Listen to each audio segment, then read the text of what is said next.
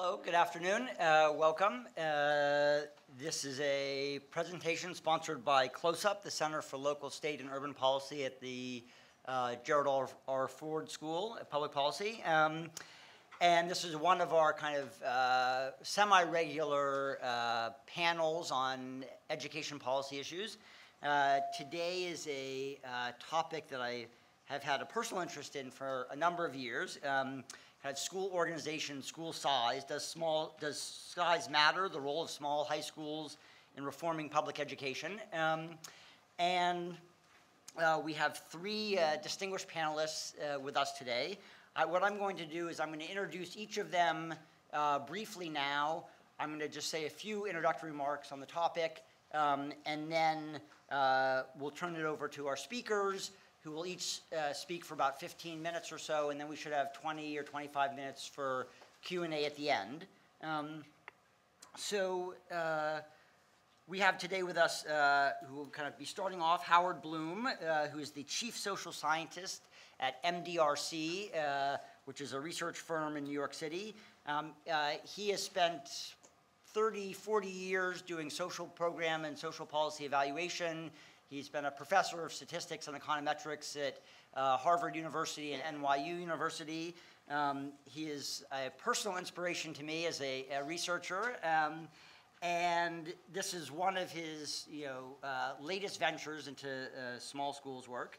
Then we have Jonathan Matthews, who I've just had the privilege of meeting, who is currently the principal at Codi High School Complex in Detroit. He's been principal since 2008.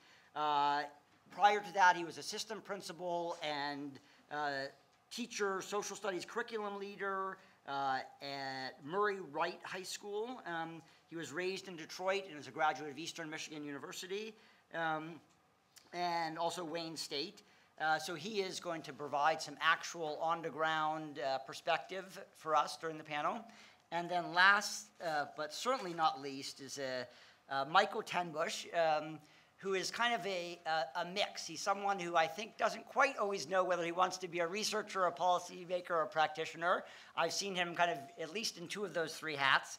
He is currently the Vice President for Educational Preparedness at the United Way for Southeastern Michigan. In the past, he's kind of started and ran his own nonprofit in Detroit. He was, I think, the equivalent of assistant principal. They call it Chief Operating Officer. At a small Detroit high school, the University Preparatory Academy, kind of one of people knows Doug Ross's schools that he started. And he's worked for a long time on education and youth development issues in the Detroit area, and is currently working on some systemic reforms to the Detroit school system, trying to move those forward. So I think the goal is to try to approach this question both from the kind of a national and/or research perspective, as well as from a local practitioner perspective. Many of you, I recognize from either the Ford School or the School of Education. I know you have experience in small schools and the research surrounding this.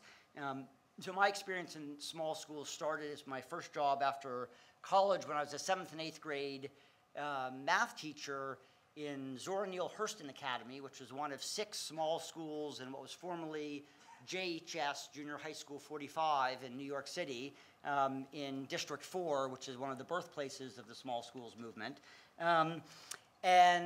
Although it was much too difficult a job for me to stay at for more than 3 years, I did have a very good experience there, and I clearly thought that, recognized what I think many people have recognized as potential benefits of kind of a small organizational culture.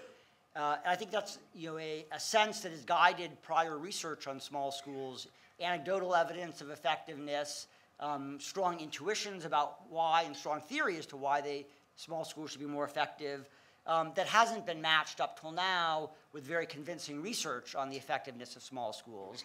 The Gates Foundation spent hundreds of millions of dollars supporting the development of small schools in New York City and across the country.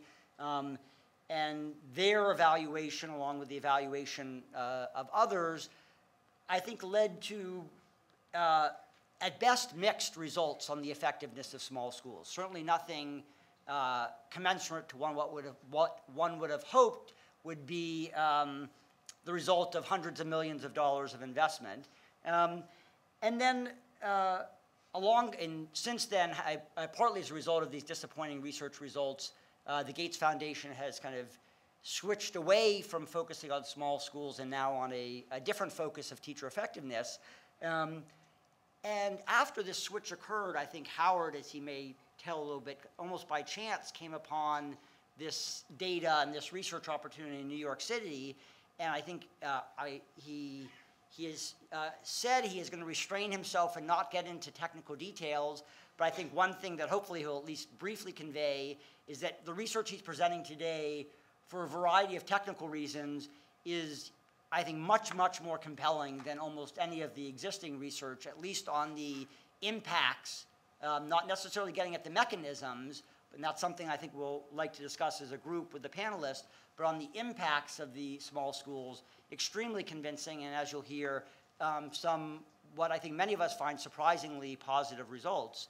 And so I think this is an interesting time in the urban school reform and small schools initiative, after having kind of attention kind of shifted away from this.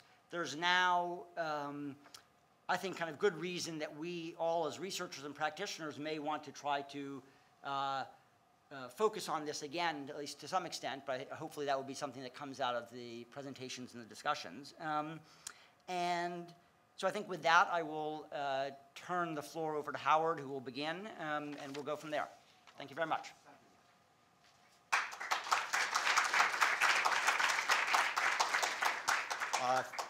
Thank you, Brian, and others for inviting me here. It's a pleasure to be here. I've only been here once before, and that was a true pleasure as well, but it's really nice to be back. What I want to talk about is a piece of work that we did most recently, as Brian was saying, looking at brand new small high schools of choice in New York City. For those of you who don't have it, there's some materials that I sent ahead, but there's only about 30 copies. It'll look kind of like this, but it's thinner because it's the executive summary. So we did hand some of those out, and you'll see a site if you want to get the whole report. You can pull it down off our website. So everything I'm talking about will be described in much, much, much greater detail in this report here. So it's available. So let me start. The report I was talking about before I move on is cited right here in the slides, and the school has the slides, so if you have a mechanism for getting this information to people. So first of all, I want to just credit my co-authors. My co-authors on this work, my co-conspirators, are Saskia Levy-Thompson and Rebecca Unterman. I'll just tell you briefly about them. Saskia Levy-Thompson is like a force of nature. She's an incredible woman. She's one of the reasons, she is the reason we did this. She actually herself was involved in creating 16 small schools in New York City. And for a variety of reasons, which I won't go into because I don't have time, she's the reason that the opportunity to evaluate these schools came to our attention. But she really knows what's going on here. So well that after we did this report, and she had yet another child, immediately after that, Joel Klein hired her to be his number 2 or 3 person. That's before he stepped off the stage. But so she's now back in the fray, in the middle of helping to run New York City schools. Becky Unterman is a young woman who's been working at MDRC for a couple of years, is now splitting her time with MDRC and doing a PhD at the Harvard Ed School. So these are folks that I work very closely with over a couple of years.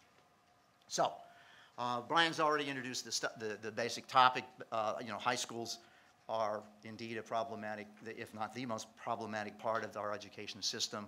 They seem resistant to all manner of reforms. The kind of reforms that have been tried over time are things like reforming the schools, whole school reforms like First Things First, Project Grad, talent development, things of that sort.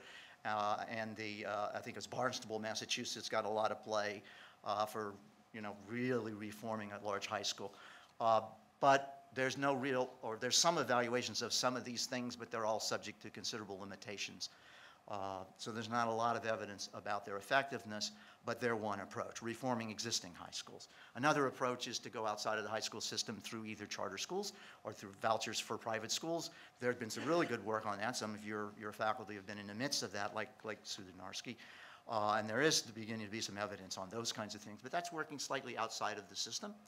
And then there's the strategy of basically shutting down the big bad old schools, if you will, and replacing them with brand new, small, hopefully better schools, which is what I'll be talking But there's, as Brian said, there's very little evidence on any of these things, but especially on the small school front, and that's what we'll be talking about. So what happened in New York is several things happened at once, which turned out to be very, very good for New York and very, very good for me and MDRC and the research we were trying to do. There are some interrelated reforms. There are three. They began, and this was in like 2002, right around there, when Joel Klein was appointed by Bloomberg, Michael Bloomberg, mayor of New York, to be chancellor of schools of the city of New York. So one of the key high school reforms to shut down the worst, the lowest performing high schools in the city. And those were all very, very large high schools with, 3,000, 4,000 kids in them. And they uniformly had graduation rates under 45%. So they were really performing at very, very, very low levels. Now this map gives you a sense of what's going on there. So the black dots are the 23 large failing schools that were shut down over this period of time. And the little white dots are the new freestanding schools that were opened during this period of time. And the googly eyes, which is the white rings around the black dots, okay, designate large schools that were broken down into smaller schools on the same site. So this map shows a bunch of things. I won't belabor it, but it shows where these things are located, and it shows where they're located relative to concentrations of poverty in New York City. And basically, these schools were opened in some of the poorest census tracts in America. Okay, so these were not small schools for the rich. These were small schools for anybody, but they were located near the poor, almost uniformly.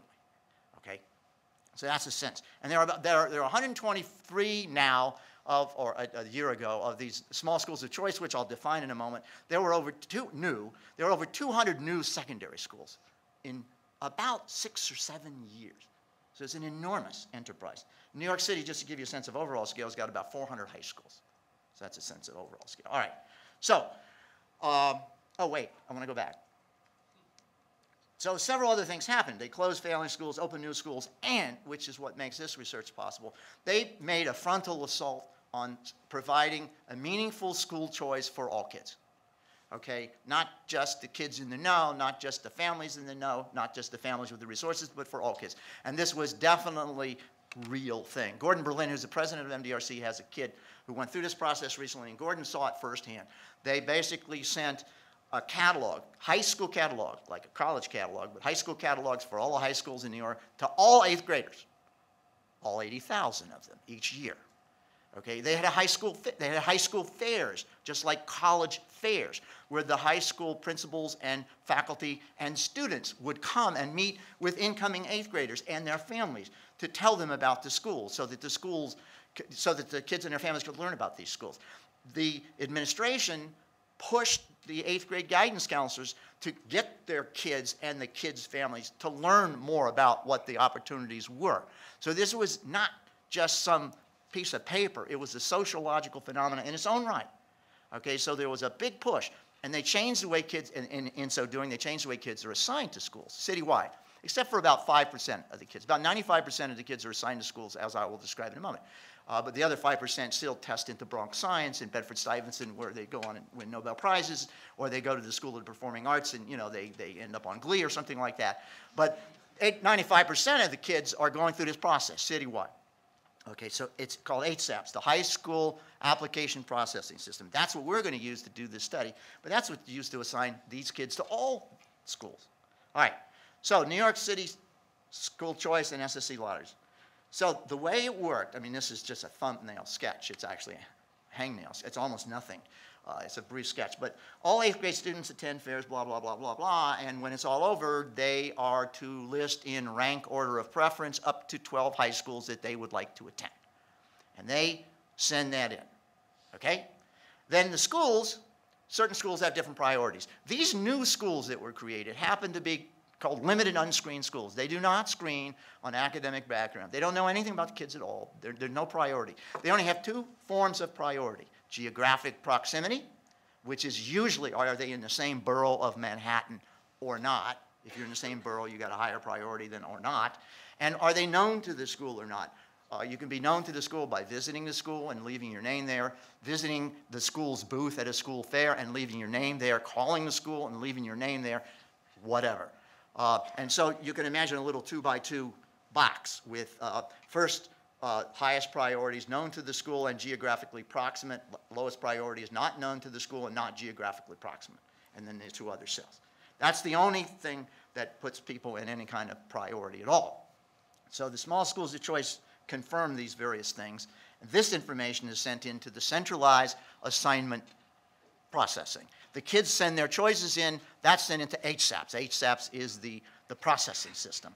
HSAPs, then, I'm told, it's this big computer program that's so big it takes several days to run because you've got 80,000 kids, you've got 400 schools, it's trying to assign these kids to schools. It was written by a guy by the name of Al Roth at Harvard, who's an economist who's done a whole bunch of things, but among others, it's modeled after how medical students, graduating medical students, get assigned to internships, hospital internships and stuff like that. So it's got a lot of those features.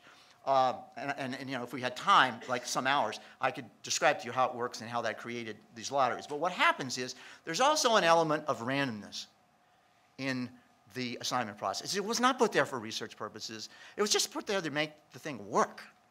And what happens is the algorithm, the computer algorithm that assigns these kids, randomly decides which of these 80,000 kids is the first one that it tries to assign to a school.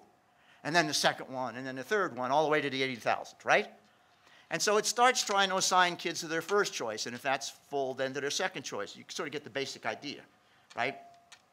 And the first kids that get chosen are more likely, far more likely to get into their schools because they get there first in a sense, in a conceptual sense. And the last kids are less likely to get into it. And so some kids get their first choice, some kids get their second choice, some kids get their third choice. About 3/4 or more of the kids get one of their first 3 choices, as it turns out. But this is how the process works. Now, it turns out that in years in which any of our schools being the small schools of choice, we call them SSCs, are oversubscribed. And I want to describe what that means because I actually had to figure out what that meant. It took me about a year because these aren't lotteries. Nobody knows there's lotteries here. All they know is they put in their choices and they get an assignment. That's all they know, okay? But in years in which any one of these schools is oversubscribed, in one of these cells, the cell in which the school essentially fills up, if you will, if it's oversubscribed, those who get there first get in, and those who get there later don't. The order in which kids are placed by the algorithm is random, hence, you just got yourself a lottery. Okay, a lottery randomizes kids in and out. And the reason I care about that is because that gives me a group of kids who win, who look just like the kids who lost in every conceivable way, measurable or not, and as approximation in samples. And my samples are so large, those aren't even approximations anymore. I mean, we're almost close to whole populations. They're so similar, it's unbelievable. I mean, they're similar to 3 digits on everything we can measure. All right? So basically, these lotteries enable us, which they aren't lotteries. Nobody knew they existed. Okay? The mathematical equivalent of lotteries enable us to come up with a way to say, well, how much difference do these schools make, these new small schools of choice, relative to the other schools that these kids would have gone to? They're what we call their counterfactuals, which I'm sure all the students here have heard. They're counterfactual schools, all right? And we do that by following up through administrative records the lottery losers and the lottery winners for up to 4 years so far. Okay, that's the basic idea. Now, what are some of the features of these schools? Some of the features, I'm not the person, you know, I didn't spend a lot of time in these schools. Saskia, on the other hand, you know, could have a real conversation with you guys about what actually happens here, because she knows it like the back of her hand. But as I said, they're accessible to all schools, to all students of all academic abilities. They're small in size and in function. This is not just about small schools. They were created through a very demanding proposal process. Now, there's some places where they just shut down a big school, they close it, and a week later, a month later, a semester later, they open up the same school with the same kids, with the same faculty, more or less, and they called that conversion to small schools. This is not that. Okay? These are brand new institutions with new staff, new students, more or less new everything. And they were created through a demanding proposal process where organizations would come in to the Department of Education and its collaborators, including the Gates people and everything else, with proposals. We want to do a small school, and it's going to have the following features, and we're going to create it in the following way, and here's our business plan, and here's our education model, and so on and so forth. Many more, I'm told, proposals were not accepted than were accepted.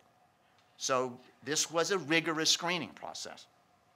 And these schools are supposed to basically have academic rigor, sort of 3 pillars of these schools is academic rigor, personalization, and community partnership. There are a lot of theme schools, and a lot of these schools had themes and stuff like that, so there might be a culinary school, or an international school, or a public affairs school, or whatever, and they would connect up with organizations in the New York area that worked in those fields that would play a meaningful role in those schools. So there are many features of these schools. This is not about small versus non-small. This is about small as they did it in New York. You know, and they write songs about that sort of stuff. You know, you can imagine Frank Sinatra. We were going to use a tagline from one of those songs for our report, but we decided otherwise. They also had an infusion of resources from the outside. They had intellectual resources, financial resources, intermediary organizations who had created schools elsewhere, helped most of these schools, not all of these schools, but helped get a lot of these schools created. Okay, so you had intellectual resources being brought to bear from organizations that had created new schools elsewhere. They weren't just sort of left to their own devices, et cetera, et cetera, et cetera. They were able to start a grade at a time. They started with 9th grade, and they phased in. Oh, that's going to be troublesome, et cetera, et cetera. So that's just a sense. It's not just small versus non-small. It's small the way it was done in New York, which was a very, very special way. All right. Now, the counterfactual. Where did the kids who didn't go to these schools go? Well, they went all over New York City. We were having a conversation about the public transportation system in New York City. Kids can get on the subway and go anywhere. All right? They go anywhere. They go all over the city. And so they're in large schools, they're in small schools, they're in schools that have small learning communities. What they're not in, and what we're not comparing them against, which is really important, is the old schools that were closed, because they were closed. So they're already gone. So the counterfactual, okay, that bar is higher than what these schools were replacing. Okay, so bear that in mind as you think about the result. All right. So the question we ask is, what difference does enrolling in a small school of choice make on students' transition into high school, how well they do in 9th grade, progress toward graduation subsequently, and then diploma attainment? That's what we're really focusing on. And we looked at these questions. We addressed these questions with data for 4 annual cohorts of incoming 9th graders. Okay, 2005, 6, 7, and 8. At 105 schools. That's a high school, 105 high schools. It's an enormous enterprise. Okay, we're not looking at a handful of high schools. 105 high schools. Our sample involved 21,000 students. Okay, now from that, not every high school had a lottery in every year. Some of those schools didn't even exist in some of those years because they were being phased in over time. And in some of those years, even when they existed, they weren't necessarily oversubscribed, so they didn't have a lottery. But when we were done looking for lotteries, we got 297 lotteries. In other words, this school in a given year had a lottery. This other school in a different year had lotteries. So 297 lotteries for 105 schools over 4 annual cohorts. That's what we're looking at right now. What do we find? We find strong positive effects through all 4 years of high school. So what we're able to do is for 9th grade, and I'll show you the results in a moment, we had 4 cohorts, right? For 10th grade, we had 3 cohorts because we had to follow in time. For 11th grade, we don't call it 11th grade. For the 3rd year of high school, we had 2 cohorts, and for the last year, 4th year, right now last year, we had 1 cohort. So when I show you the results, remember that the samples are shifting over time because of the way we have to wait over time for their results. But we find that they make a more successful transition into high school in the 9th grade. We find that those results continue through the next 2 years, and they subsequently in the 4th year result in higher graduation rates, which I'll show you in a moment. Equally important, we find that that's on average. Equally important, we find that when we do these same analyses for subgroups of kids by race, ethnicity, by gender, by prior academic readiness, by eligibility for free or reduced price lunches, effects for all of those subgroups. You almost never see something like that. It's extraordinary. I've been doing this for a long time. You almost never see that. So they're reasonably sizable results, and we'll talk about what is sizable or not, and they are robust. They really seem to exist for many different kinds of kids. And they're at a huge scale. This is on average at a huge scale. Just imagine moving 105 high schools up some notches. Okay. So I'm actually going to skip over the numeric results because I was told I was running out of time. No, I'll give one. I'll give a couple. You can take a few more. All right. I'll give a couple illustrative results. So these are some of the results for our 1st year of high school sample, which consists of all 4 cohorts of kids. Are you with me? We could follow them up. And so on average, okay, the 9th grade we created something called a 9th grade on track indicator, which was emulates what the Chicago Consortium on School Research developed as a good predictor of ultimate graduation from high school. So we emulated that with our data. And basically, if you look at the numbers there, you say for the target SSE enrollees, that's our treatment people for purposes of this discussion. We have a 58.5% are on target for graduation, on track for graduation at the end of 9th grade, as opposed to 48.5% for their counterfactual, in a sense, their control group counterparts, not in a sense, for their control group counterparts, for an estimated effect of 10.0 percentage points, okay? Which is highly, it's highly statistically significant given the size of those samples. And in the second year, with a different sample, remember this is now 3 cohorts instead of 4 cohorts, we get a similar kind of result, an 11.1 percentage point increase, still on track toward graduation at the end of 2 years. And in the third year, this is 2 cohorts, we get a similar, it's a little smaller, but it's bouncing around a little bit, but a 7.1 percentage. You also see that credits earned toward graduation, you see, are you with me? Because I'm not using a pointer. Credits toward graduation, you get a 0.9, like 1 additional semester's worth of credit ahead of where you otherwise would have been in the first year. 2.6 additional credits ahead of where you would have been otherwise by the second year. Not the same kids, but nonetheless. And 2.4 by the third year. So it looks very promising. It's not something that happens in the first year and disappears subsequently. It's there and it stays there. Okay, moving on. I'll be done pretty quick. So the next thing I'll just say, I already said it, we get results for everybody. We get these kind of results for everybody. Now, the graduation results, which is the bottom line. Now, these are only 4-year graduation results, and in these kind of schools, even those who graduate don't necessarily graduate in 4 years. So this is on-time graduation. We're dying to look at, next year and next year and next year to see really ultimate graduations. But basically, we estimate that graduated from high school, our guys, if you will, our people, 68.7% versus the counterfactual, 61.9. Are you with me on the thing? For an impact of 6.8 percentage points. Now, we were having a conversation about, that's 6.87 percentage points. How big is that? Well, it's still only 68%, 69% graduating. It's not like everybody's graduating. On the other hand, think about what just was studied here. 105 high schools on average. We're not talking about moving one high school up a notch. We're talking about moving essentially the equivalent of the Houston, Texas high school system in size. These schools, when fully enrolled, will be as big, it will have as many students as the entire high school system of Houston, which is the 7th largest school district in the United States. Okay, and we were able to move that average up 7 percentage points, the graduation rate. So that's one point of reference to give you a sense of scale. Another point of reference is the 7 percentage points is a third of the white, non-white graduation gap in New York City. It's a third of the white, non-white graduation gap in New York City.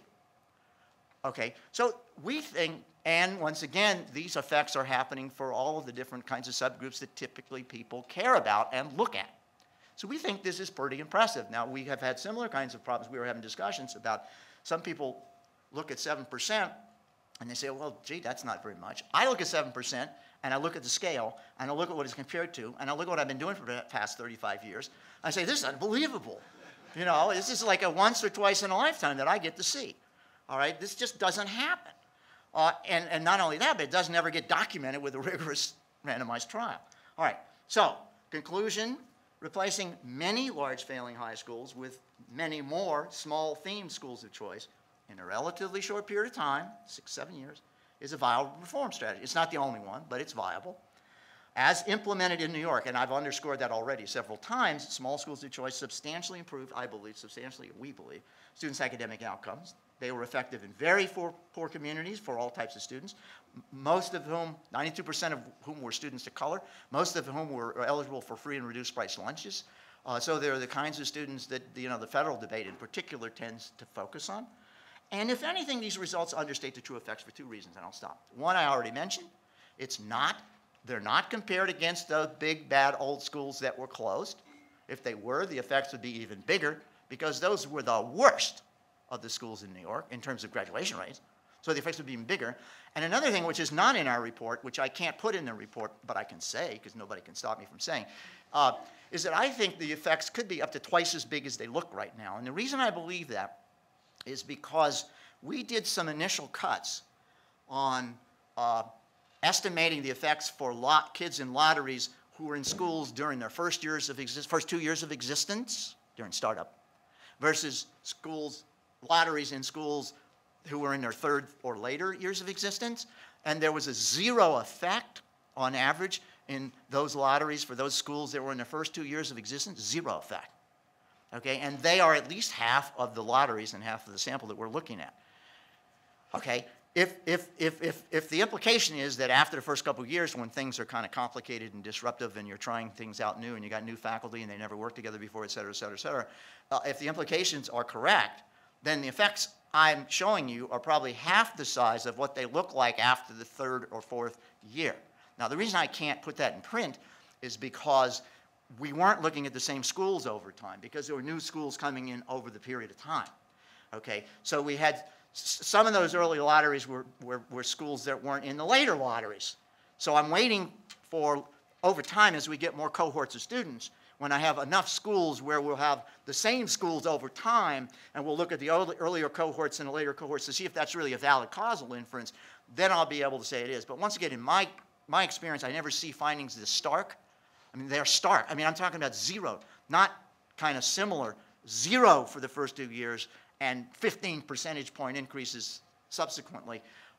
So my gut tells me that the steady state impacts could be even bigger, and I'll stop there.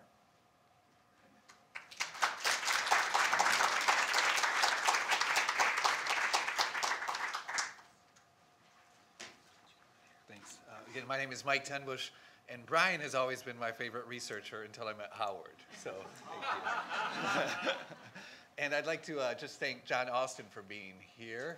John is the president of our State Board of Education, and really good to see you, John.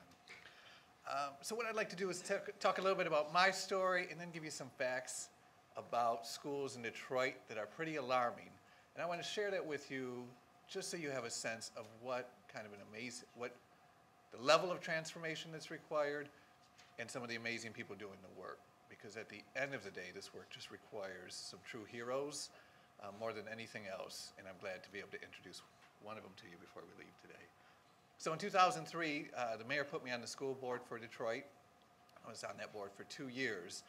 And right away, I just felt like I had this calling to the high school situation. And so in my first few months, I went to 10 high schools in Detroit. These are the large anonymous high schools. And 9 of those high schools, I stopped to fight while I was there. I would always walk into these schools in a way that the principal and the assistant principal didn't know I was in the building, so I could get what was really happening. And it would just astound you what we allow our kids to go through. So in one high school, the kids told me, yeah, we have some teachers here who sell us drugs. And when I said to the principal, you know, your kids are telling me that they can buy drugs from the teachers, he said, well, yeah, it is true that we have some teachers with mental abuse and substance abuse issues. I said, that's not a substance abuse, that's a felony. Like, how is it possible? And then I went to another high school, and as the AP walked me around, he said, yeah, on this wing, we know we do have troubles here with sex, gambling, and drugs, but there's nothing we can do about that. Yeah, you can close the school and just say this is unsafe. Kids should not go here, right? And so really our work has been about building schools that don't have that and getting schools closed that do have that. I did go to school, I did go to work for Doug Ross at University Prep. Doug Ross is on this idea that we can build schools that do graduate 90% of their kids. And I joined his charter school district when they had their freshman and sophomore classes completed it, and I went on this retreat with them. And his principals, his teachers were saying, Doug, where'd you ever come up with this idea that we can graduate 90% of our kids? Is that even possible when we know the graduation rate is 30 or 40%? And Doug said, of course, no, this isn't reasonable. And Doug said, of course it's not reasonable. If it were reasonable, none of you would have been here. And so there was a lesson there in creating kind of unreasonable expectations in what it does for people. And sure enough, we did graduate 93% of the original freshmen. And I was with Doug, and I knew that Doug was going to add a school a year, a school every 2 years, and another 125 kids would get a chance to go to a good school. Listen, folks, there are 13,000 freshmen in Detroit. 13,000 freshmen in Detroit. When I was on the school board, 8,000 sophomores, 7,000 juniors, 6,000 seniors. More than half of the kids who entered freshman year were just disappearing 4 years later. I used to raise that when I was on the school board because we had about 145,000 kids in the district, but we were losing, and the community and the school board members would say, we got to figure out how to get kids to come to DPS. And I would share, oh, they're in DPS, and I'd share those numbers, and I'd say, we're just forcing them to go away.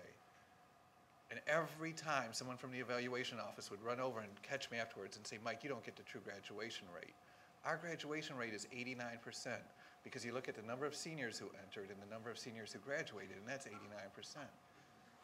So folks, I want to share with you 3 lies today, and the first thing is that the education establishment lied to us for a long, long time and said the graduation rates were 89, 90% when they were really south of 40 or 50. Okay, so that was lie 1. What I want to do right now is I will go a little bit into the statistics. I'll go right into our second lie right here. This is and let me just say, I'm talking about Detroit Public Schools right now. Detroit Public Schools is really good with sharing their data. Not great, but better than the charter schools. So while it sounds like I'm beating up on Detroit, we've done some good work on how the charter schools are doing and how the suburban schools are doing that are serving Detroit kids. And I can just say, as not a professional researcher, but a hobbyist, they're doing no better. So I just want to clarify that at least we have the data in Detroit. And this is third grade reading and math scores on the MEP.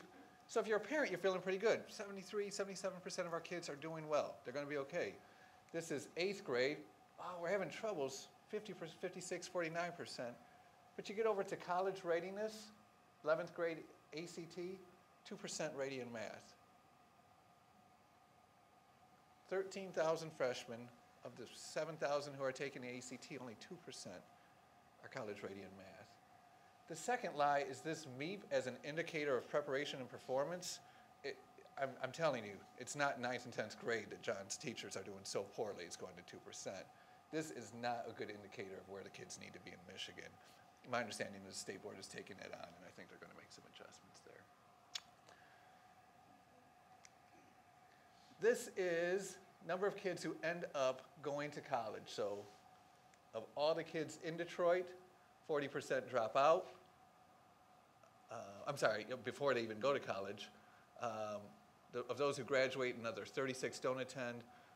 Others attend but don't graduate, 12%.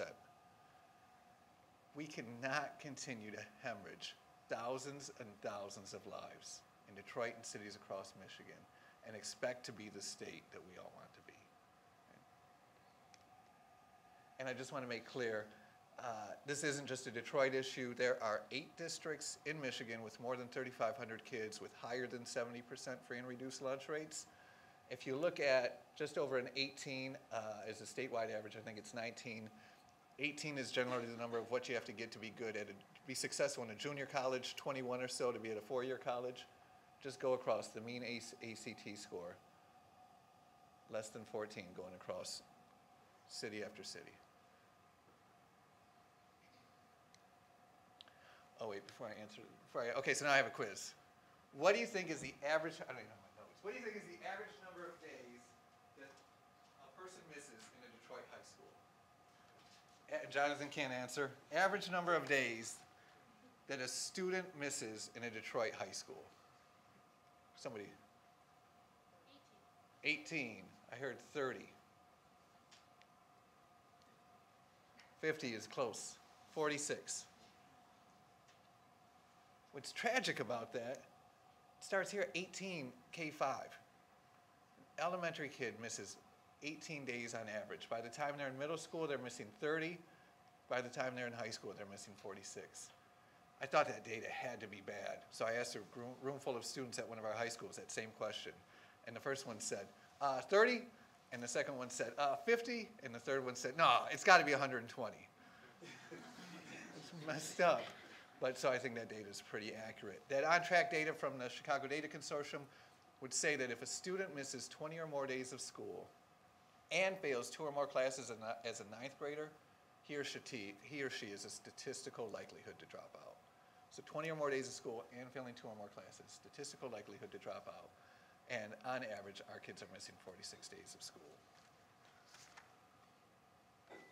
So real quickly, I joined the United Way 3 years ago because I said there's got to be a way that we can make an impact across the region, not just one high school at a time. And so we studied New York, we studied Chicago, we studied Boston, And we adopted what's called the Mass Insight Turnaround Model, and I'll just hit 3 aspects real quickly. The first thing is, well, if you do this work in a cluster of schools, right, not one school here, one school there, but a cluster of schools, and ask them to do 3 things. Change conditions. There has to be site-based management. Principal has to have control. People, programs, budgets in his or her building. That's one of the staples of New York. Build capacity. Teachers have to have embedded professional development. We socialize this in Detroit to say, you have to have a turnaround partner. There are folks in New York, in Kansas City, and other places who have turned around schools from less than 50% graduation rates to higher than 80% graduation rates. We want them to come here, for you to choose them, and we'll pay for that partnership. It'll be about $1 million over 5 years. We'll pay for that. And the last thing you have to do is do this work in a cluster, so you're sharing, looking at the same data, being competitive and collaborative, and how you can move higher as your school or as a network of schools. So this was what the United Way launched 3 years ago, 2.5 years ago. There were 30 high schools in 2008 that were labeled dropout factories. A dropout factory is a high school that graduates less than 60% of its kids for 3 consecutive years or more. There were 2,000 of those schools in America at the time. 73 were in Michigan, 30 were in southeastern Michigan. We set a goal in 2008. We said we'll turn around or shut down all 30 high schools. Raised $5 million, asked all 30 to apply. 11 did, 5 were funded, 2 in Detroit, the old Osborne and the old Codi in Detroit, and then Van Dyke, Lincoln, and Warren, Pontiac, and Melvindale. 5 schools went into this turnaround. They became our first cluster. There was a year of planning, and then last year was the first year of execution or implementation. And here's my little data as a hobbyist. This is the number of kids, look at the red line, just in the 2 high schools in Detroit. At the old Codi and Osborne went small. They took a year to plan, and then again, a year of execution last year. Codi became 5 small schools, Osborne became 4. And what I want to show you, they're the red line, their data is the red line. In 2008, before we got started, 85% of the kids at that campus were chronically absent, meaning they missed 20 or more days of school. I'm sorry, that was 86%. And that year of planning, just setting the idea as a goal and starting to talk about and starting to do planning, the trend stopped. In the first year of implementation, it shut down a full quarter from 84 to 63%. This is due to Jonathan, 7 or 8 other principals and their teachers doing absolutely heroic work. When you think of all of that cultural stuff that comes in beforehand, of absences and falling out and all of those things, to make such a dramatic trend in 1 year, like Howard, it's very rare that I ever see such a dramatic change in the arc. Because if you think about this arc, we only have 5 years of data here, but take that line back, and I'm quite certain that it's been going up 2 to 3 to 5% for 20, 30 straight years. And so in 1 year, to get it to shoot down so much, with so many challenges that we had in implementation, I know that it's still tragically high, but it's going to continue to get better and better. So let me, first question a lot of people ask is, how did you do that? How did you get that trend line to change? I think there are 3 elements that I always lift up. One is a belief. For too long, we have said, well, kids in poverty will never be able to do well, or you won't fix education until you fix poverty, which just never made any sense to me. But we filled the buildings, or I went to buildings that people had a fundamental belief we can graduate 80% of our kids. And they had the data to look at. How many kids, as of October 1st, have missed more than 3 days of school because they're off track to graduation. So there's kind of this belief measurement thing going on. The second piece is you had to get great leaders. We had, of the 9 small school leaders that started in 2009, Jonathan is the only one who's still with us. A couple of our best got picked off by the suburbs and charter schools. 6 or 7 others we had to swap out because they just didn't have what it takes to make the changes that are required here. And then the third piece is the whole personalized learning. Jonathan knows every kid in his building. He brought the teachers in who love their kids, and it's that relationship where for many kids, first time in their life, somebody's really saying, not only can you go to college, but you got to stop being late. And they're picking them up, carpooling, doing whatever is necessary to get them there. So kind of that belief, great leaders, personalized relationships, those are our 3 key pieces. So in conclusion, I just want to say that small is completely necessary, but completely insufficient, right? We could change structures and size all day long, but if we don't change action and behaviors, we're never going to get there. The last piece I want to say is I was a part of the third lie, because I've told people like you and I've told these kids, it's all about getting a teacher to be there from the freshman orientation in high school. He'll be with you for the next 4 years to get you and your 19 classmates to freshman orientation in college. And after 1 year of execution, school down the street closed, 30% of our teachers swapped out, and for no fault of their own, kids who we promised would have a teacher there for the 4 years of their life. A teacher like Asohe Asai back here who did this at University Prep for 4 years and got all of her 17 kids at University Prep to graduation. Asohe would have been pushed out in the schools we're in because she was too young, too new, a school closed, and through no reason whatsoever that makes sense, she wouldn't have been there. And how many kids would have been lost because all of a sudden Miss Osai is not there to get them through. So the third lie I was a part of, we're working on getting it fixed. There's got to be a way that we can create sustainable teaching teams at every school, regardless of seniority or tenure.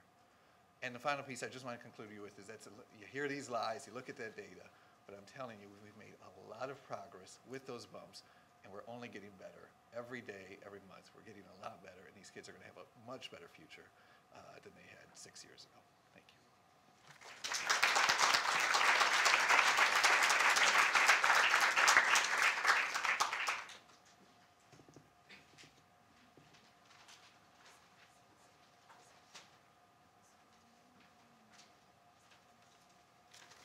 Okay, for me, you're going to see the slides disappear for a second. And, I just want to give you, we talked about education. I want to give you just really what this really looks like on the ground in terms of, what it means as an administrator, as an educator, but mainly what the child is going through in the inner city schools right now. And the best example, and I used this example once this summer because I got tired of watching CNN, and every day they had that leaking oil in the Gulf.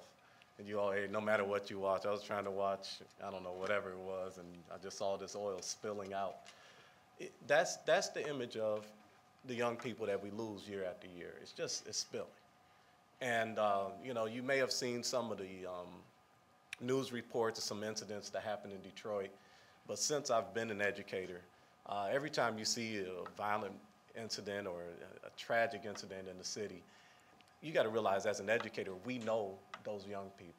Those are young people that went to our school at some point, might have dropped out, might have gotten in trouble, and at the end, it's a tragic result in our communities. One of the most recent examples is the incident that happened at that police station. That wasn't too far from Codi. That was a precinct in Codi's neighborhood. When you hear about all the incidents, you hear it's a 38-year-old man. We looked at the research. He did go to Codi at one point. When we look at the young lady that was held hostage in the house, that young lady would have gone to Codi in the future. So when we look at the importance of what we're doing, we're not just trying to save education, we're trying to save our neighborhoods and our community and our city as a whole. So with that being said, that visualization of seeing, that oil spilling out into the Gulf, that's the same as seeing young people that are just polluting, not being educated properly, and turning into adults that are now a danger to our society until we stop that leak. The Small Schools Initiative is hands down the most powerful reform initiative that I've seen. And even though I'm relatively young, I've been in the Detroit public schools. My mother was an educator, and I went to one of those testing schools. My brothers and sisters went to the testing school. I graduated from Renaissance. My brother graduated from Renaissance. My sister graduated from Renaissance. And we saw, one of the things I saw after as I went into the field of education was that, we were missing the point. We weren't actually reforming education. We were kind of consolidating it. You took the kids that were doing well, let's put them in one little area. So when you started looking at overall, was there a real effective change? There wasn't, because what we did was just get the young people that would have done well throughout the city, and we just kind of consolidated them into one area. But overall, it didn't change ultimately what we did as educators and in terms of showing improvement.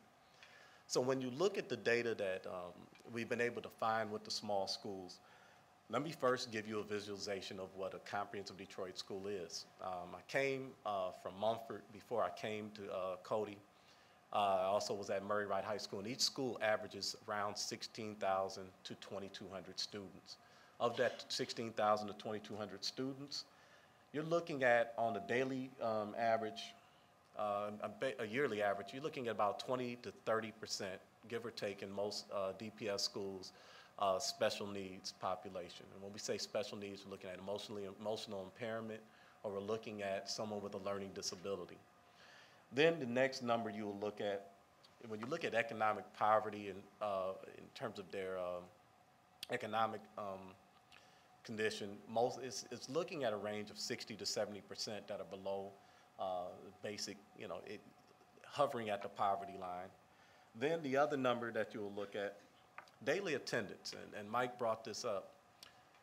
When you look at daily attendance, and you start seeing that the average student has 46 absences, the question is, why are they absent? And the secret that I gave to every teacher that I hired, and I told them, those kids come to school every day. As an administrator, I saw those kids every day.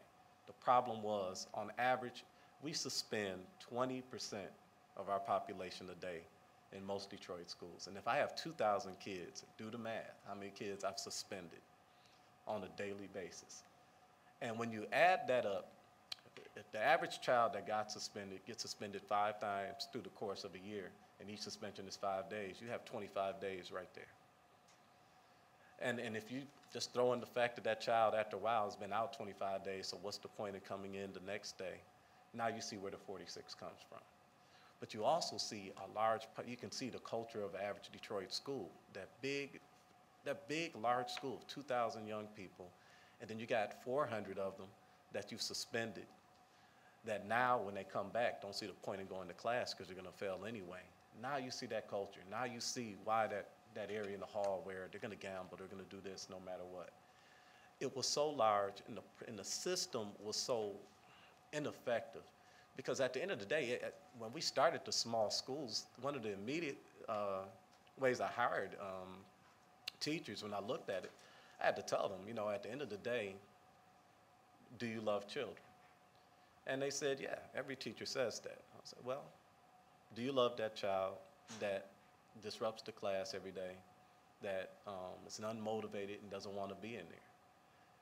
Because at the end of the day, that's the child we're going to get back into the room. When we talk about stopping dropout factories, we're talking about reaching those young people that previously we would never have seen in the classroom. And it takes a special teacher to be able to have the desire and the passion to address that young person. So as we look at what happens with the small schools, one of the first and immediate changes you'll find, and the data on the attendance is going to probably jump even more, so we're now in our second year, you're going to see that young person in the classroom. I looked at that. Just this past January, I looked at my average attendance, had a state audit, and it shocked me because I just push a button and run my average daily attendance. My average daily attendance is 85% to 90%.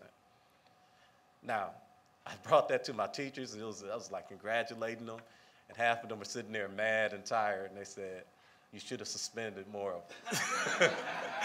and then I sat there and I told them, no, you don't realize what you've done. One of the first paradigm shifts we need in education is we have to see the child and want to see them. The reason why this dropout factory system has been effective all these years is because we've tried to become the gatekeeper of who can get education and who can't. And it's made it really easy to push these young people out.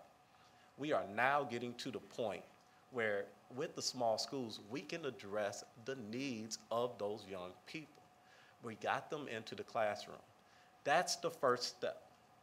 One of the immediate changes and one of the most powerful changes is that attendance.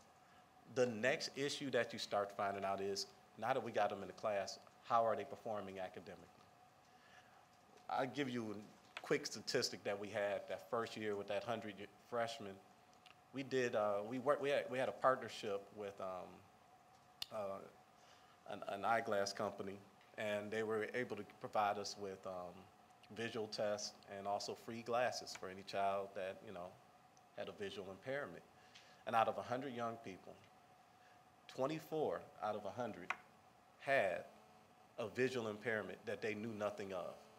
And the visual impairment was so severe that it required not just glasses. In one case, one child was almost legally blind, but was in class every day without any aid, and the parent knew nothing about it. That's 24% of my population. And that 24% wasn't even my special needs population. Now, what we were able to do with the small group of 100 freshmen was to address that problem. Equally, we had, out of 100 freshmen, 13 had been in and out of foster care. So when we talk about the fact, and there's another statistic, over 70% of our young people had grown up in a household where the mother was in and out. 86% grew up in non-traditional families. In other words, only 14 out of 100 had mother and father in the house. You add all these needs that were there, it required a small setting to address them. It required teachers that have the patience and the diligence to work with them. And that's how you get young people in school. Freshman year, difficult. Sophomore year, they love these kids, and the kids love them. And now we have that dropout. You look at that sophomore year, we called that the dead zone. It was when it happened. It was when that child was between the ages of 14, 15, even some cases 15, 16, and they lost interest in school.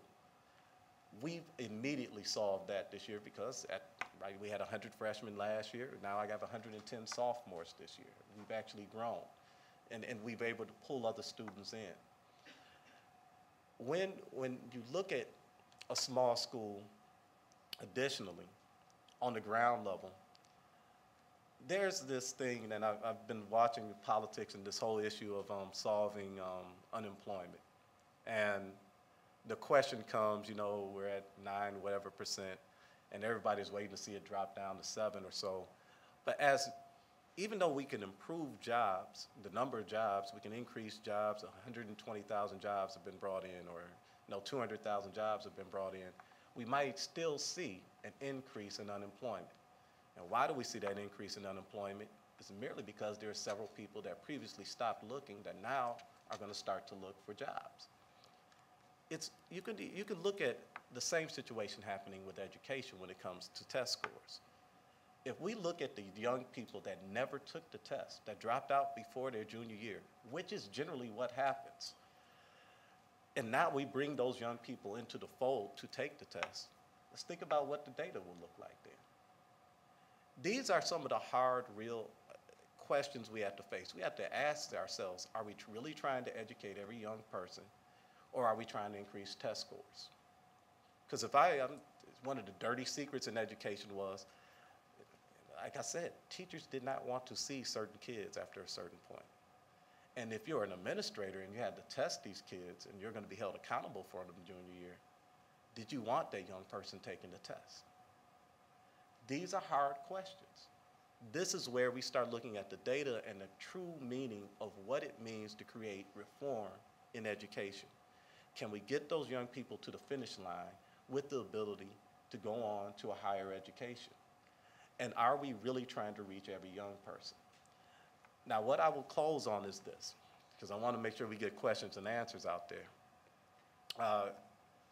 At the core of what our reform model is, we are looking to graduate young people.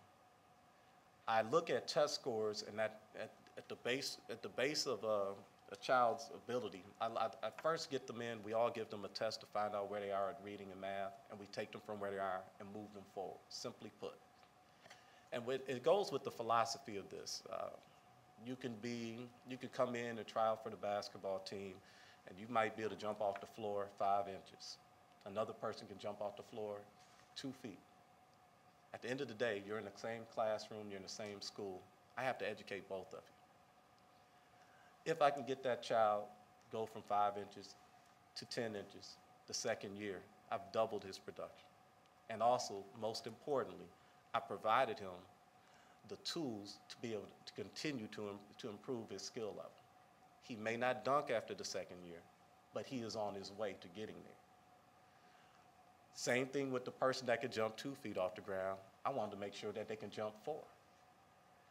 The simple concept of lifelong learning has to do with the fact that the child has to begin to learn.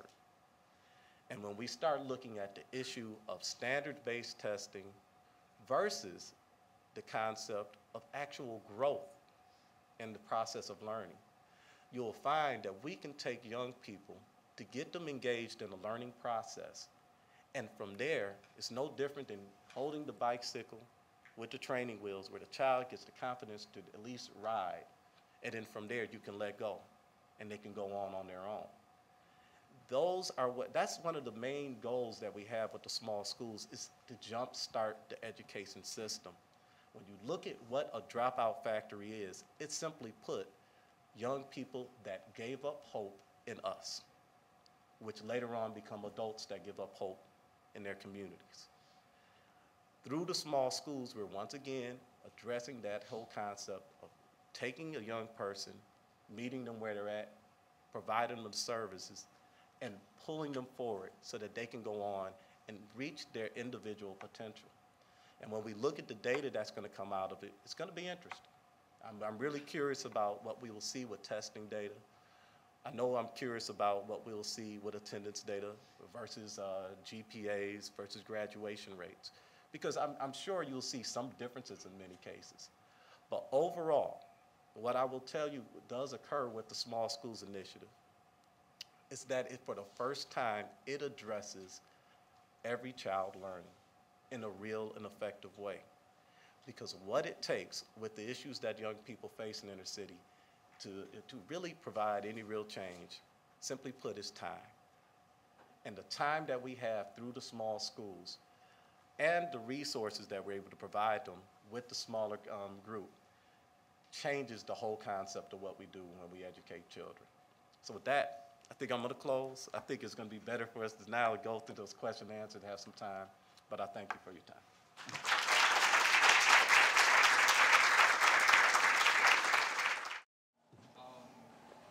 When Mr. Bloom was talking, one of the things I noticed is that the reforms works for all population subsets. And immediately in my mind, I thought, one of the reasons why you're seeing these results in these small school reforms as opposed to the mixed results you've had in the past is because changing the school culture was I would say, priority of this reform. Michael Tenbush? Yes. Mr. Tenbush, at the very end of when you spoke, you said you can change the structures and size all you want, but you won't see any results without changing actions and beliefs, which to me, it's directly on school culture. Again, you can change the size of the school, but if you don't change the culture within the school, you're not really going to see the kind of results that you want to see. And then finally, Mr. Matthews brought that up explicitly when you were talking about having 400 students out of 2,000 that have been suspended. What kind of culture are you bringing to the school when you bring those kids back into school? So if you could, I would love to hear from each of you just a little bit about what kind of role you think school culture plays in the school reform movement. Yeah, when you look at culture, a good example, I graduated from Renaissance, and Renaissance has an academic culture, and if you heard about it in Detroit, it's supposed to be where the students are the brightest and the greatest and so forth and all, because they took a test. What it does, when you go into an area and you believe you're successful, it doesn't even matter who's in that building after a certain point. You're going to be a success. The students create that culture. It also had the negative effect on the rest of the Detroit schools. They felt inherently that they failed the day they walked into school. One of the things you'll find in Detroit is that every child, when you bring up Cass or Renaissance, they say, oh, I could have gotten in there, but I decided. There's this negative feeling about who they are. What we are trying to do, and what we are doing, is changing the pride factor in terms of where they are. Culture is everything in education. The belief that you are going to be great and that you are great. This is not as complicated as many people think. And when you look at the fact that many of these young people come from broken homes, they've never had that person pushing to tell them positive things. In fact, it's the opposite. The parent looks at the school in a negative way. When they see a phone call, they think it's going to be a negative situation. We've inverted that. They all have my cell phone number. I have theirs. And 90% of the time, we're talking about positive opportunities for the child. It changes the relationship, and that changes culture. So when you look at that concept of school culture, the Small Schools Initiative gives you the ability to create that culture. With 2,000 young people, I'm going to be honest, I was an assistant principal at a school with 2,200 young people, and I can recall that I tried to create a culture, but there's a counterculture that automatically existed because I could not reach every child. With 200 young people, even if my teachers aren't doing their, I had 175 kids a day when I taught class. I was able to, I can reach those kids. And that's the key. Establishing a system where everyone is on the same mission and the same vision, and now the child is motivated to reach their potential. So I think culture is at the core, and Mike, you could probably speak to that too. Just add a couple pieces, because the question then becomes, how do you change culture? And so much of it is around the people. I should add, General Motors recently announced they're making this huge investment in the work to add a second network of schools. So I'm back in the high schools that aren't on turnaround yet. And it's just amazing as you meet the principals to say, hey, we want to partner with you. And how often they're just like, we don't need any more partners. We can't do anything. Yeah. I mean, there's just this deeply held helplessness. And you've got to eradicate that. So you find the principals who believe it can be done. They hire the teachers who believe that it can be done. And you just are always building this sense of belief and optimism, and then the results and the culture follow. So on the research front, I mean, I can't speak to it firsthand because I don't see it firsthand, although my co-author, if she were here, she could speak to it firsthand in spades. But one of the things we're going to do on the next round of research is to get into some of these schools. The first round of research we did was, originally planned and carried out as administrative data on a very large scale, following a lot of kids in a lot of schools over a period of time. But in addition to that, and in conjunction with that, and thoroughly integrated into that, we're going to be going into some of the schools that seem to be doing the best, a fair number of them, at least 25 of them, and beginning to learn more about what are they doing, and why do they think that they seem to be as effective as we believe they are, and begin sort of balancing those kinds of more qualitative points of reference with the quantitative stuff that we have to date. So we're very interested in those kinds of things. And I'm sitting here listening, and I can imagine that you can do it. I mean, I don't think anybody in this room couldn't imagine that you can do it. Now imagine, where do they find the people to do it in 105 high schools? How do they do that? I don't know. It's amazing. I mean, New York's a big place, but still, 105 high schools, that's amazing. Do you have any hypotheses as to Can we- why that was? I'd like to give people other open. So my question is, how do you do it financially? I mean, I taught in an urban school, and we did smaller learning communities within the school. And I mean, the school was huge, but we tried to, actually we got a brand new building, and the architecture was designed around smaller learning communities. And so we divided the school up, and we tried to have schools within schools. And I can't imagine our district actually having physically smaller buildings or schools around the district. So how does that happen financially? I mean, even in New York too, how do you do it? Yeah, I'll just jump in real quickly, because 3 years ago when we were selling this idea, everybody raised that question. I always had them do the math. Take a look at number of teachers divided by the number of students, and almost invariably it came out to a 17 to 1 ratio. And I just said, but you haven't implemented a 17 to 1 policy yet, so nobody knows which 17 kids are theirs. So we've shown that the number of teachers are the same. In the model we do in Detroit, you actually have to have a new principal for each small school. And so instead of having one principal with 4 APs, you might now have 5 small school principals. And unfortunately, some APs at other high schools get paid more than our small school principals. There's an inequitable solution there. But we find you can do it at the same price point. There are others who disagree, but that's how we've been looking at it. Yeah, and to piggyback on it, the price, at the end of the day, it's really simplifying an equation.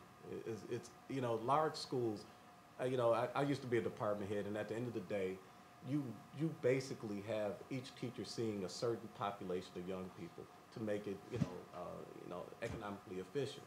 And it doesn't change that the first year is the only time that there is a major or a significant difference in terms of cost factor. But by the second year, it starts balancing out, and by the third year, it's literally a wash. So it's not really as expensive. It's expensive in a startup, mainly because you have to find a human. I'm going to be honest, you have to recruit talented people and talented educators. Let's be honest, that are ready to teach in an urban setting and to take on this responsibility is difficult to find. So it's not as much as the cost as it is to find the talent. And that's consistent with what I'm told. We haven't done a cost study of these things, but I am told, yes, the foundation money came in the first couple of years to start these small schools in New York up. They came in to pay the intermediaries to provide these kind of services to these schools. But in a couple of years, I'm told that they are no more expensive than a regular high school. If I could just add one last piece, because we'd always push back, measure your cost per graduate, not your cost per student, and you'll see a big difference there. So change your variables. Back there. Yeah, this question for Mr. Tenbush. I actually was hoping to get an answer to Mr. Bloom's question of like, how do you do it in terms of getting the human capital that can lead these schools? Because there's not a ton of Mr. Matthews looking to do this, do these things, and you talk about how you just swap out some of the principals after you created the schools. What is the strategy for that and recruiting that kind of talent and getting those schools? Yeah, twofold answer. One, our bench strength was deeper in Detroit than we anticipated, and central office was really good about finding very good people. So to this point, all of the principals in Detroit have been APs or teachers in other schools that were elevated here. We find it's not going to be enough. We led the charge to bring Teach for America back. We're glad they're there. We're now looking at new teachers for new schools and new leaders for new school, or new teachers project, new leaders for new schools. We want to be the New Orleans of the Midwest. We want people to say Detroit is a hotbed for the very best reform. I want to go there and do some exciting work. So we're trying to make it a national destination now. Yeah. Okay. I'd like to get a better sense of what you mean by size. The topic here is small schools, and I gather Codi is about 500 students, and 2,000 seems to be too large. What's too large? What's too small? What is the optimum school size? Yeah. You think a small school ought to be? Okay, first off, and I got to make sure I tell a lot of the details with what we did with the small schools at Codi. We're, our intermediary that assists us in our design is the Institute for Student Achievement, which operates on, and they come out of New York. We visited the New York schools, and the general number you're looking at is no larger than 450 students, 9 through 12, with an average of 110 students per grade level. That's the general number. And what also you try to do, you try to keep them in cohorts. You want to simplify, I keep bringing up the concept of simplifying. You want to simplify the process of education. The variables that, the young person already has numerous variables. We're basically shrinking those variables to the point where they're a manageable and controllable population. And one where when you see trends, you can immediately address the trends. And that's so when we look at that concept of 110 students per grade level, it allows you, I kind of put it this way, if you could fit them on 2 buses and take them out, you could take a grade level on a trip somewhere, then it fits. It's something that's easily manageable and where one teacher can see every child. And that makes it where you can give a cohort of 4 teachers to work with that 110 population. And then one teacher sees one group twice as an elective, so that one teacher becomes the mentor teacher. And the child doesn't have to see as many different personalities. They see one teacher twice, so that teacher can have the best relationship with them. So they have a surrogate parent in the building. And it works from an economic standpoint and just from a strategic standpoint as well. In the New York schools, are they at the same size? Yes, we're talking about an incoming class of 110-ish, and do the math, 4 times that or less than 4 times that for all 4 grades, yes. The, back there. Jonathan talked a little bit about the problem of using standardized test scores to measure success, and I was wondering, it looked like your metric, Howard, was credits that the students were earning, but I wonder what researchers are doing to develop new metrics that are better measures for what we really want to do in our schools. Well, the graduation rates, so the progress toward graduation was all about course accumulation and not failing core courses. The graduation rates require two things. One is you have to pass enough courses and pass enough of the right courses to graduate. You also have to pass 5 New York State regents, which you're going to be hearing a lot about in the newspapers tomorrow, because Brian's about to break all that wide open. But that's a different story. So basically, we're using regents tests are the standardized part of that. They're given statewide. So we've got both pieces. When you get the graduation rates, you're looking at both pieces together. The course accumulation and the passing of the Regents exams at a certain school. Okay. Jeff? So the standard argument one would hear, I think, for having big schools was that there's economies of, there's economies you can exploit, right? In a school of 400, you can't afford to have, a band and an orchestra and this and that, but in a school of 2,000, you can offer all these diverse offerings because there's enough students out of the 2,000 who want to do them. They can be supported. Is the reason that that line of argument hasn't arisen today that for the populations we're discussing here, it's still really all about sort of reading and math, and so we're just not losing much by not having those things, because really what you want is just to get these people to show up and learn the reading and math? Is that why the scale economy argument doesn't work here? Yeah, well, you look at one, the change in curriculum is almost eliminating half these electives anyway. I can tell you that now. But when you look at the arts, generally speaking, a lot of this is done through clubs and through the elective. You're going to find that we keep, as I said, there's one teacher that sees the same cohort of kids twice based on the basic mathematics. If you go with your 4 core, within each core subject area, there is an arts component of each core subject. So for instance, the social studies teacher is also a psychology, a basic law teacher, and so forth. Math teacher is now going into, sometimes they're music teachers. You'd be amazed how many math teachers are music teachers additionally, so they can teach them different areas. It becomes more inventive. What I saw in New York, which was interesting, they privatized the elective to some degree. They had people that came in, they outsourced. So there's different things. I don't know what's going to happen in Michigan, but there's different ways to address those electives. And so when you look at the electives, that is not as much of an issue. As I said, it's making sure that you have that relationship with a caring adult in front of on a regular basis with the teaching staff. So how much facilities sharing do we do? Because I know I've been told that these networks, a lot of New York schools operate inside of networks, which usually grow out of the intermediaries that help to create them. And so these networks are cultivated.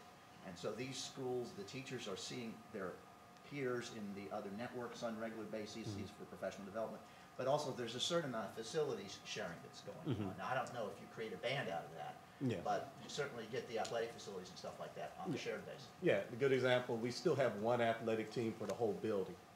We still have one band, and those are a lot of your after-school clubs, different robotics team is unified, things like that. But at the core is the daily routine of the classrooms. We try to keep those separate as much as possible. Okay, let's see. Way back? Yeah, in the healthcare industry, they're looking at things like costs and results, and one of the models that they're really moving to, and have in the past, is the capitation model, where they just pay like an HMO a certain amount of money. If you have 10,000 patients, this is how much you get, and you got to take care of all of them, so that you want to keep those patients healthy, so that they don't keep coming back in. And I'm wondering, what do you think the impact would be if instead of having 4 teachers who are math teachers, where the one just kind of passes them along to the next one and passes them along to the next one, you just had one math teacher and you went through all 4 classes with that teacher, and you paid the teacher on a capitation basis, and say you get paid for graduated students, all 4 levels, and and to what I guess I'm kind of getting in the culture and teacher control and accountability. You're talking about looping, and that's something that I know for my school, each small school does it different. But with mine, for the 9th and 10th grade year, I have done looping. We look at the situation each year because it has to do with human resources in a lot of cases. For instance, an algebra teacher, you can have they can be excellent at teaching algebra, not so good at teaching, geometry or calc. So that's where you look at it. But as much as possible, that's one of the goals we have, is to have those young people with someone that they know for all 4 years to recreate that family structure.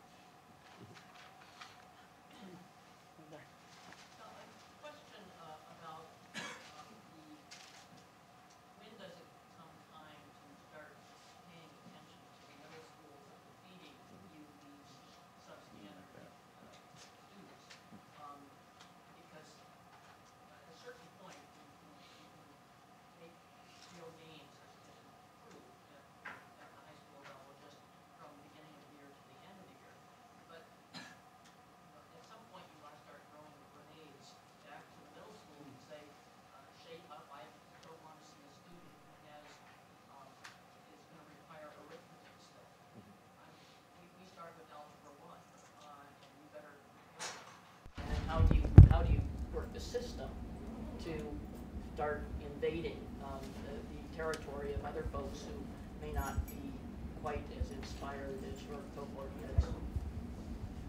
I'll jump in on that just to say, from a regional perspective, we believe it really all starts with early childhood.